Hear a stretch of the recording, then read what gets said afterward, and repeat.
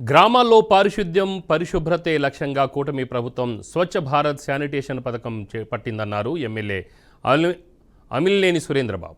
అనంతపురం జిల్లా కళ్యాణదుర్గం నియోజకవర్గంలో ప్రజావేదిక కార్యక్రమం నిర్వహించారు. ఈ కార్యక్రమానికి ముఖ్య అతిథిగా హాజరైన ఎమ్మెల్యే అమిలినేని సురేంద్రబాబు స్వచ్ఛ ట్రాక్టర్లను అందజేశారు. గ్రామాల్లో మరింత మెరుగైన పరిశుభ్రత పాటించేలా చర్యలు తీసుకుంటామన్నారు. మండలంలోని 7 పంచాయతీలకు 7 ట్రాక్టర్లు, కంబదూరు మండలంలోని 5 పంచాయతీలకు 5 ట్రాక్టర్లు పంపిణీ చేశారు. మిగిలిన మండలాల పంచాయతీలకు కూడా స్వచ్ఛ ట్రాక్టర్లు అందిస్తామని పేర్కొన్నారు.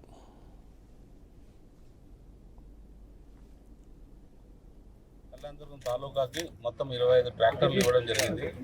ప్రతి గ్రామ పంచాయతీ ట్రాక్టర్స్ చొప్పున దానిలో భాగంగా ఈరోజు కొన్ని ట్రాక్టర్లు ఇస్తున్నాం.